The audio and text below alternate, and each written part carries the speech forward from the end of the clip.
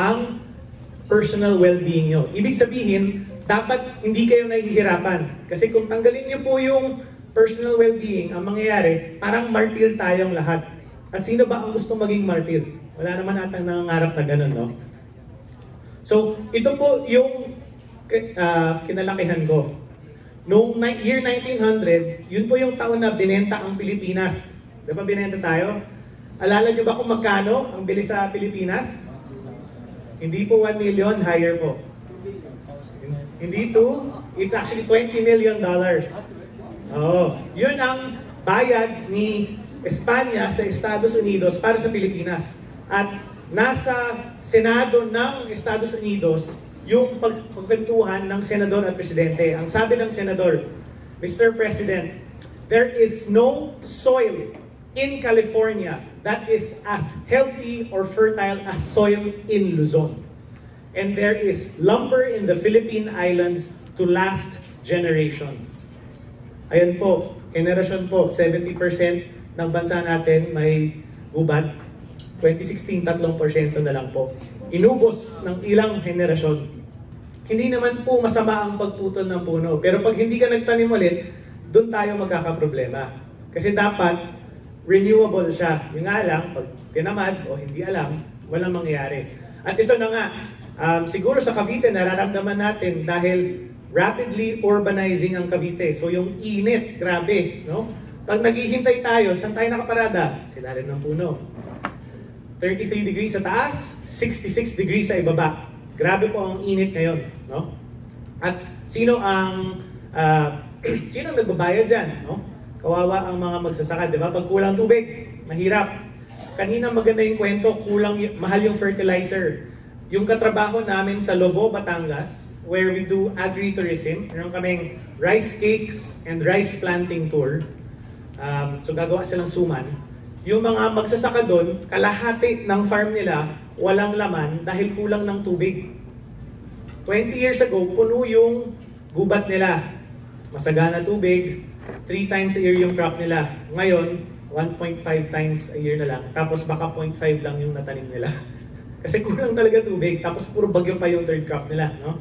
So, ito po ang nangyayari. Sample lang po to. Ito, ilog to sa Bukidnon, pero nangyayari siya sa Luzon. Nangyayari po siya ngayon sa Estados Unidos. Kung tignan nyo sa Google, ang Mississippi River, record low ang tubig nila dahil hindi ko inalagaan ang gubat. No? Pag wala namang, pag puro ulan naman, baha, alam natin yan. So ito, nakahanap ako ng isang video na siyang magpapaliwanag sa inyo kung ano ba yung ginagawa ng puno. Baka karamihan sa inyo alam na, pero sigurado ako ang mga anak nyo, apo nyo, pamangkin nyo, hindi nila alam to. Kasi hindi po ito tinuturo sa ating paaralan. No? Kita nyo po, sa kaliwa, may pot, may box, may lupa. Binuhusan, parang ulan yan. Tignan mo, maagos yung tubig, dala niya yung topsoil doon sa kaliwa. That's a flash flood. Yan ang landslide. Sa kanan, may halaman. Yung tubig, dahan-dahan sa ilalim dumadaan, malinis. Diba? Yung nasa kanan, yan po ang batis, yan po ang ilog, yan po ang waterfalls na enjoy natin. Diba? Pero yun nga, hindi siya naintindihan. Kasi mahirap siyang makita. Ito po, maganda yung experiment na ipakita nila ng tama. Kung ano ba ang bigay sa atin ng gubat. No? At alam naman nating lahat, yung topsoil, nandyan lahat ng pataba. So pag naagos yan, nako, ang mahal ng next crop mo. At pangit pa yung fertility niya. No? So yung kwento po namin, nagtatrabaho kami, we do agritourism po. Specifically agroforestry. Kasi may mga fruit trees din kaming tinatanim. Dito sa San Felipe, Zambales, nasabugan po ng Pinatubo, 51 feet of volcanic ash. So napakalalim po ng lahar namin.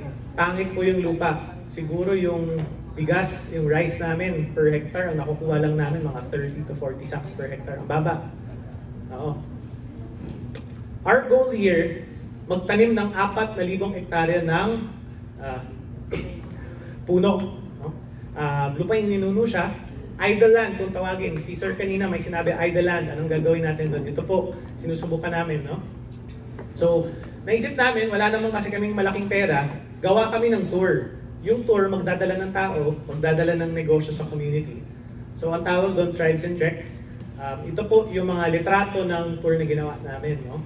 So may trekking, tapos pagpagod, pwedeng sakay sa kalabaw, tapos may konting archery, tapos ito paborito ko, tsaa, kung ano ng mga dahon pinapakain sa amin.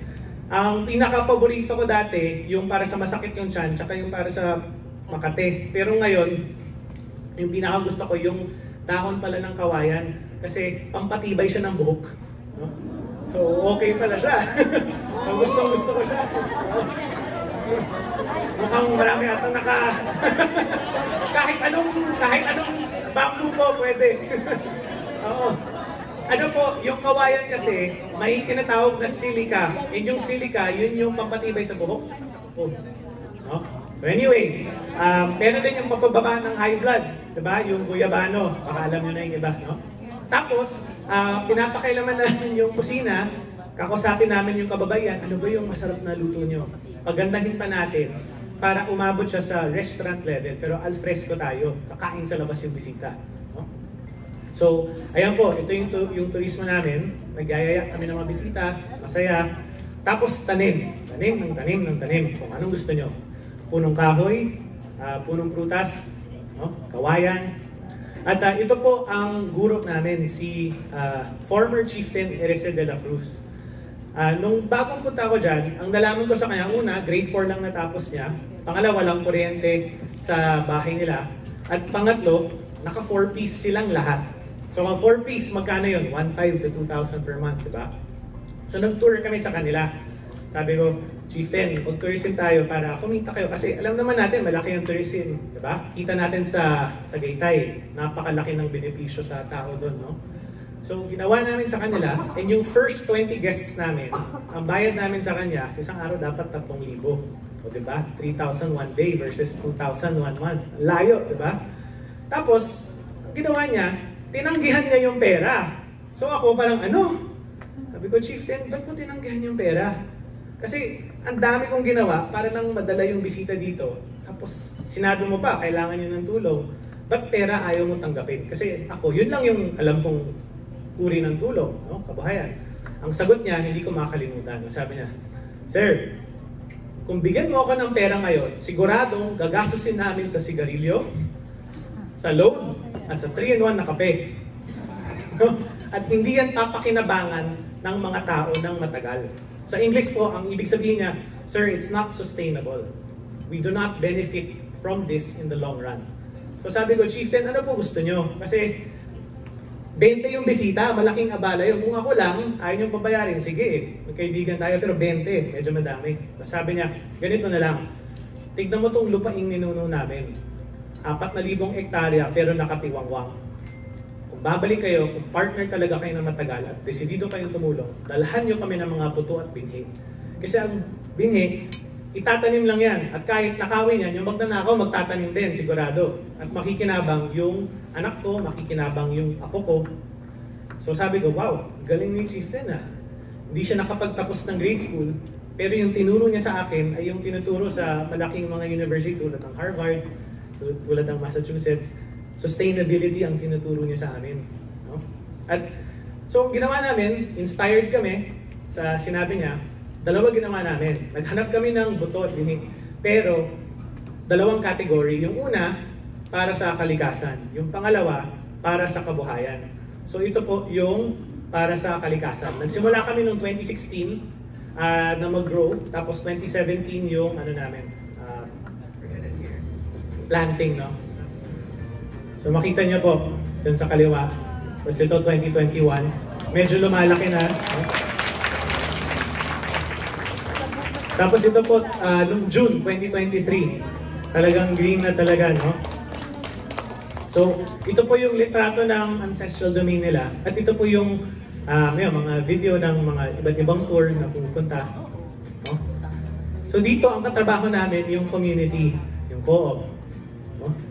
Kailangan nating ma-empower, diba? So ito, masaya naman yung bisita, no? Bibili sila ng produkto, no? At the same time, sabi ko nga, magtatanim kami ng para sa kabuhayan. No? So ito naman yung susunod na tinanim namin. No?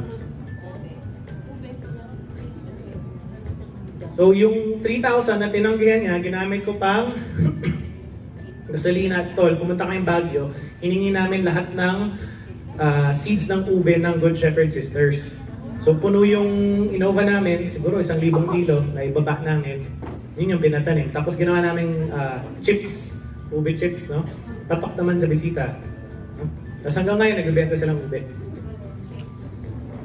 Tapos yung maganda, dahil dumami yung puno, medyo lumamig, 13 degrees yung measurement namin. Yung kamay ko yan. Tapos namumulaklak yung puno, magkaroon ng honeybee. Pag may honeybee, anong gagawin nila? Honey, lumalabas, naging produkto. No? Tapos, may isa pa kaming community na kinausap bago mag-COVID. Sabi namin, ay, taniman nyo na. Dapat maganda yung itsura ng agro-farm, ng farm nyo. So kahit nung COVID, naka-virtual inspection. Tapos sa gitna ng COVID, grabe, lumalaki yung mga nasa kanya. No? At nabenta niya sa local area. No? So ito po, noong 2016, nung birthday ko, nagpatanim ako ng kawayan kasama ng kaibigan. Ngayon, bamboo parol na po. No? Kasi magaling yung mga tao ang galing na lang mag-ukit, eh, ha? Pwede, no? Zero waste pa, yung bamboo, no? Tapos ito, kasoy. Naku, mahilig tayong lahat sa manik, no? Kulang po ang kasoy sa Pilipinas. So, ang ginawa namin, wala kasing seeds sa DA, kami na yung nagpupulot. Tapos pinatanim namin, nakahanap yung processor, no? Tapos hanggang sa umabot sa ganyan, nagiging cashew butter siya. So we connected with a different co-op naman, no? Na nag-aano. So ito po yung journey namin sa cashew. Ang pinakita ko po kasoy kasi ano po higit na 20,000 na po yung punong tinanim namin simula nung COVID. At tuloy-tuloy po yung pagtatanim, no? So kanina nga tabagin ko ay Father, baka may ibang idle land pa dyan dito sa Cavite. Baka pwedeng pagtulungan. Ano bang pwedeng gawin? Baka pwedeng makuhanan ng mga fruit trees. Kasi marami kaming youth volunteer na willing yan kumuha ng, sila yung pag-uutusan mo, sila maghanap ng buto at bini para sa inyo, no? Pwede naman yun, no? At baka gusto nyo, co-op to co-op kayo mag-trading ng seedlings, pwede rin, no? So anyway, mahirap kasi ipaliwanag ang kalikasan sa tao, pero madaling pakainin ng tao. So ito po, itong litratong to, kape, honey, tsaka ang tawag po namin dyan, feast from the forest. Yung kakainin mo mula sa gubat. No? Pag nakita kasi ito ng tao, ang unang tanong nila sa akin, uy, patikim naman. No? At ang sagot ko, sige, pero pakinig ka sa kwento namin tungkol sa gubat. Kasi yan lahat, nakukuha ko yan pag may gubat. Ang kapit, diba? Agroforestry crop. Honey, kailangan may flowers. Tsaka, ito, ang dami. Yung kawayan, hindi ko pa pala nasama dyan. No? So, ayun po, we do agroforestry tourism and we try to push for regenerative travel. No? Kung asan kami, dapat mas gaganda pa yung kalikasan niya at yung ekonomiya. No? So ito po, some of our programs, magbubukas sana kami ng site sa Cavite, sumabog lang yung Taal. So na-postpone yung event namin dapat sa Naik. No? Para makapagsimula kami ng tourism. Kaya natutuwa ako nandito kayo. Kasi naghahanap talaga kami ng mga co-op na pwedeng kilala, baka makahanap kami ng way to partner in the future na magkabenta tayong dalawa. No? So, ayun po. No? Siguro para lang mahalagang maintindihan, lahat ng program namin, kapartner talaga, as much as possible, PO or co-op. No? Yun kasi yung gusto naming kapartner. Kasi nga, community-based tourism ang specialty namin. At yun din ang kulang sa DOT na yung maayos na community-based tourism na dapat produkto umaabot doon. So yung mga produkto nyo, kanina nakikinig ako, wow, ang dami dito. Ito pala, no? So, ang mensahe ko lang, nakita natin na yung baha, communities din, farmers natin, ang tutugon dyan. Kasi tayo, kung magtatanim tayo sa syudad o sa mga urbanized areas, konti na lang. Pero sa iba't ibang area, sa bundok, sa kapatagan, baka kaya. No? Now, yung message namin, dalawa, farmer and fisherman. No?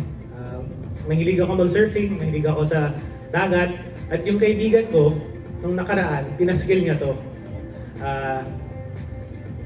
Nagsusurfing siya, napakarumi po ng dagat. No? So, galit na galit siya. At ang nakita namin sa research, yung basura, medyo hindi na inaalagaan ng tao. Hala, ayaw gumana. Ayan, no? Sobrang dami. No? Yung mga packaging kung saan-saan tinatapon. No? Tapos, ito, pag umabot sa dagat, kakainin ng isda. No? So, yan lang yung problema. Ito, ano to? Tiyan to ng isda. Tiyan to ng yellowfin tuna. So, kung mahilig kayo sa sugba, sa sashimi, sa sushi, naku po, kumain na tayong lahat ng plastic. Bilog po ang mundo. Whether you like it or not. No? At kung anong tinapon mo, bumabalik din sa atin. So, yan po. No? It is estimated na kalahati po ng isda sa dagat may plastic na sa tiyan. Kalahati. No?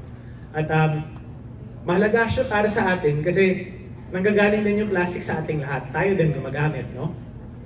And sa Metro Manila po, 700 grams per day per person ang production. Lalo na yung mga dayo na for the day lang pupunta, no? Hindi kasi uso yung baunan. Hindi ko alam kung bakit, no? Pero dapat uso ang baunan. In fact, just to prove a point, ako may dala akong baunan dito. No? Dito yung lunch ko, hindi ko kasi alam kung may food. No? So dinadala ko na, may Tupperware ako dyan. Bibili akong pagkain sa umaga. No? Kailangan magawa ng paraan yung basura. No? Kasi ang basura, kung hindi nyo alam, yung plastic. Halimbawa, itong lamesa nyo, coral reef, bahura, may plastic. Dito siya nagstay. Ang plastic kasi hindi nawawala. Halos forever yan, di ba? Dahil nandyan siya lagi, nag-a-attract siya ng bacteria.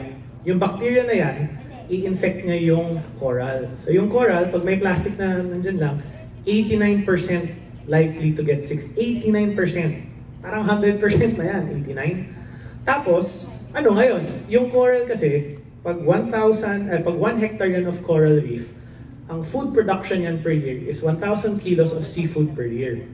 Ulitin ko, 1 hectare of coral reef, 1,000 kilos of seafood per year. So magkano ba ang seafood per kilo ngayon sa palengke? 300? 200? So easily 200 to 300,000 pesos per hectare ang productivity ng coral reef. Dahil sila yung underwater farms natin. Na kahit wala tayong gawin, basta malinis sila, magpo-produce yan sa ayaw mo at gusto. Yun nga, yung plastic natin, at iba pa, nasisira yung coral reefs. Kaya ngayon, wala na tayong Class A coral reef sa bansa. They're already in mediocre or poor condition. Kailangan nating aralin. Paano ba natin alagaan to? No? So, I'm not saying ito lang yung problema kasi alam naman natin may dynamite fishing sa iba't ibang bahagi ng bansa. Pero kasama po siya. No? Siguro yung gusto kong ipaliwanag sa inyo or yung nalaman namin, no, ang tao, hindi niya aalagaan ang isang bagay pag hindi niya naiintindihan. Diba? Kung naiintindihan mo kung bakit mahalaga ang soil, ang lupa, dahil may balik siya sa'yo, saba, alagaan mo. Pero paano yung corals? Paano yung dagat? Hindi pa siya naging common knowledge sa mga paaralan natin. At yun sana yung gusto namin baguhin. Kasi kapag lahat ng tao alam yan, alagaan nila eh, natural eh. Merong iba't ibang bahagi ng Pilipinas na inaalagaan nila kasi nasa kultura nila. Pero tayong nasa syudad, wala pa sa kultura natin. Ang ilan-ilan lang yung marunong, no? At siguro, baka naririnig nyo minsan yung climate crisis or global warming or global boiling, yung pag-iinit ng mundo. Ang nangyayari po kasi, marami tayong binubugang carbon. Whether gasolina or plastic, ang 1 kilo ng plastic, 3 kilo po ng carbon ang labas niya. So kung ayaw mo ng mas malakas na ulan, kung ayaw mo ng baha, kung ayaw mo ng climate change, kung ayaw mo ng El Nino, dapat bawasan mo yung plastic mo. Kasi nakakasama yan sa kalikasan natin. No? 1 kilo is to 3. Right? At napakainit na po ng Pilipinas ngayon. Kasiguran Aurora, 60 degrees Celsius, August 2023. 60! No?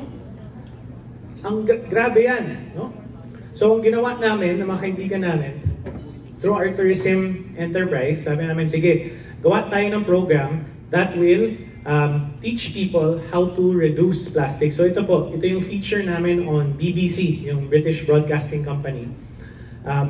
We're talking about segregating your plastic. We're talking about recycling your plastic. No? Dito kami nagsimula sa La Union kung saan meron kaming surf hostel. Parang per bed siya, nagpaparent kami. Tapos, yan, nagano kami. Gumawa kami ng demo, no? And yung demo, we built with our trash. Yung mga pader, simple lang. Hindi naman pwedeng load-bearing, no? So ito yung mga nagawa namin. Gamit namin Coke, Gatorade, Powerade. Yan po yung pader, 1.5 tons. Nandyan pa yung pader ngayon. 6 years old na po yung pader namin. No? Okay naman siya. No? Presyo, halos pareho lang. No? Pero to your point, hindi siya load-bearing. No? At saka mabusisi. No? So we tried to educate more people. Kung kaming artista, may makakalala, sabihin nyo naman, promote naman nila yung advocacy. Miss Earth, sinubukan din namin. Ang daming nakinig pag Miss Earth yung speaker. Tapos, ang ending, 10 tons yung na-collect namin in 3 years. 10 tons. Hindi po siya marami kasi yung production natin bilang bansa, ilang tonelada yan kada araw. No? So, ito, may nahanap kaming bagong technology na they allow you to build using the waste. No? So yung sachet at iba pang plastic, ginigiling, and then it's mixed into this brick. No? So when we push for construction in the farm or in the countryside, baka pwedeng ganito na lang gamitin natin. Total, available naman siya locally. Mas matibay siya. It's up to 5 times stronger. Tapos every brick, mga 7% yung plastic na content niya, no? Ginagamit na siya sa schools, no? So ito po, at matibay siya. Ito ang drop test namin. Ito ang regular hollow block, no? Tapos ito yung may plastic. Yan mo, hinahagis. Yan po, boyfriend ni Nadine Lustre. Kasi yung resort niya, gumamit siya ng ganong klaseng blocks, no? Kita nyo, ayaw mabasag. Tagal pa, no? So ito po, ang dahilan kung bakit siya matibay kasi sobrang compressed siya, machine compressed siya, hindi siya gravity compressed. So here are the samples. Nilagay ko sa baba kung kung how much plastic yung nasa loob ng bawat produkto. Kasi mas mabuting nasa pader, mas mabuting nasa sahig kaysa nasa dagat, 'di ba? Kaysa nasa ilog. Ayoko namang ka-swimming yung basura natin, no? But most important, kung kayang bawasan, bawasan. Yun yung siguro maganda. At like halimbawa, itong event na to, ang ganda na wala akong nakikitang bottled water sa mga lamesa. Kasi 5 years ago, usok-uso yung bottled water kung saan-saan. No? Hindi naman siya kailangan. No? And what's nice also, yung mga products nagiging mainstream. Accepted na siya ng McDo, accepted siya ng Ayala, no? Accepted siya ng Shell. So, makakasigurado kayo sa quality nito. No? So, these are small solutions that I'm showing to you na pwede niyong gawin kasi part of the climate challenge siya, no? And siguro ito, you're not affected by this yet. This is the new law called the EPR law. Yung Pilipinas, dahil number 3 tayo sa basura sa mundo, gumawa na po ng batas yung gobyerno natin. Ang nakalagay sa batas, hindi lang. Kayong nagbebenta ng plastic na mga bilyonaryo, 2023, 20% ng binenta nyo dapat ma-retrieve nyo. Next year, 40%. Hanggang umabot sa 80%. Required for all large corporations. 100 million assets or higher. No? Bale, may plastic tax na po. At kung hindi ka sumunod on the third offense, suspended na po ang business license nyo. No?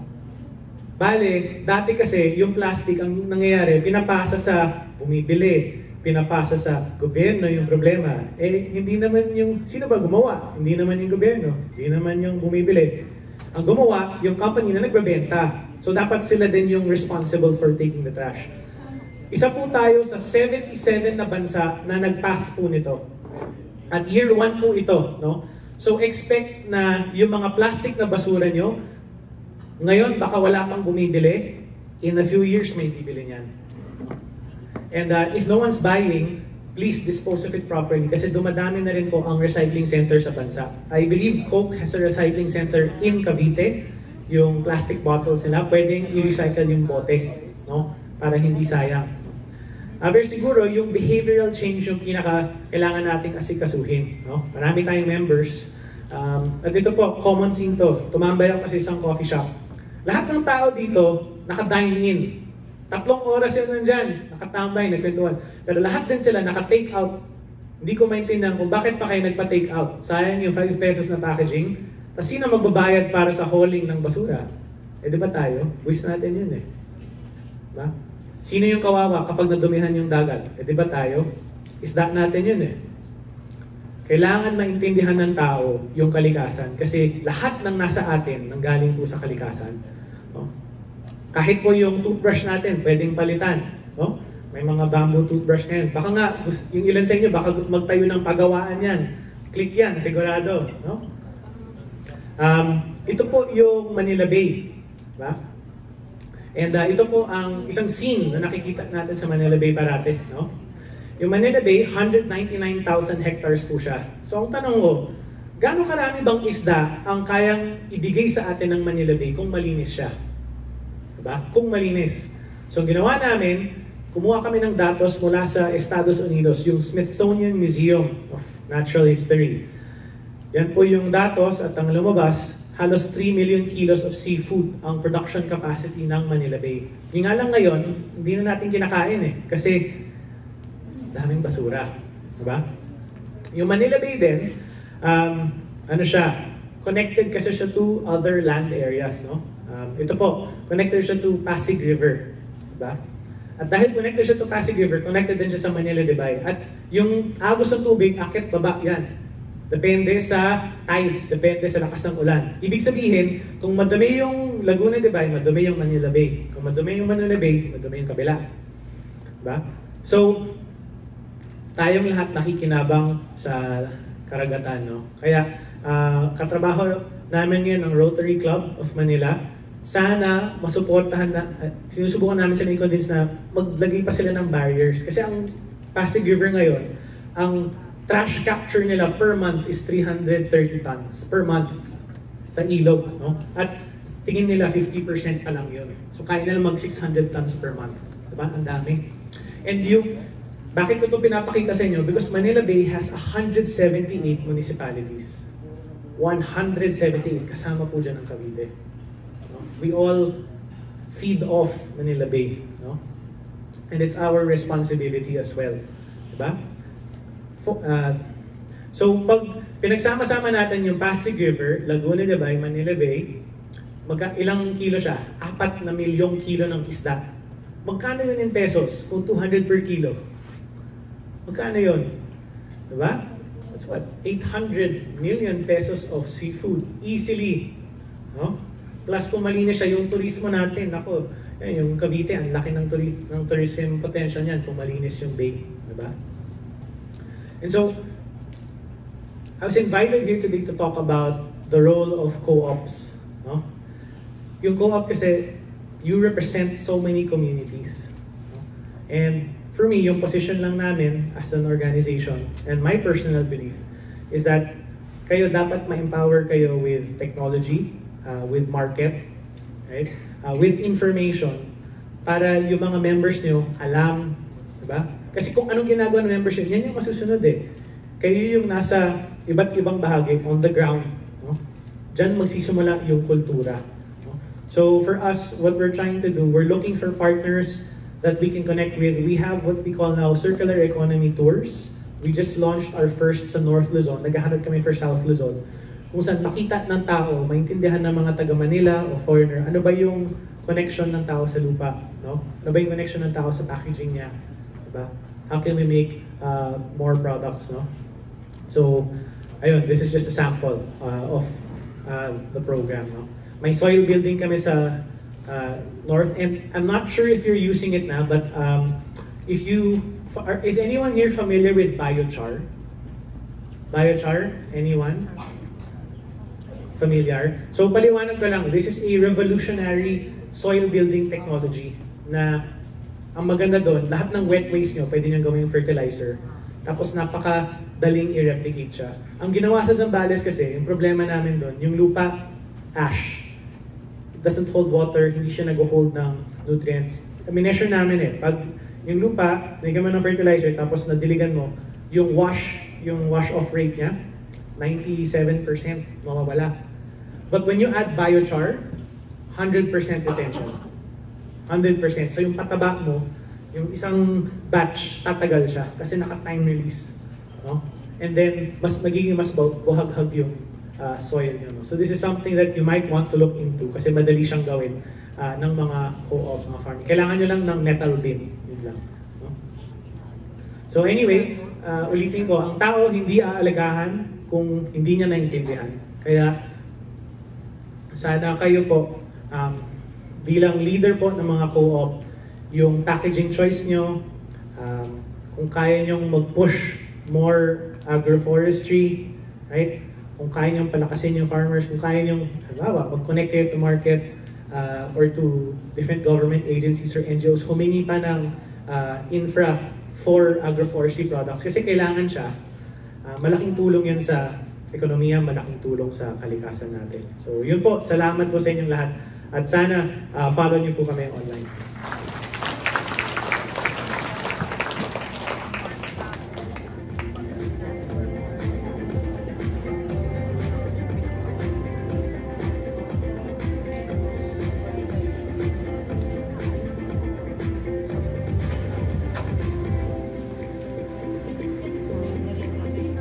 Thank you, Sir Raf. Kaya pala pangatlo natin, Sir Raf Dionisio. Meron po ba kayong questions?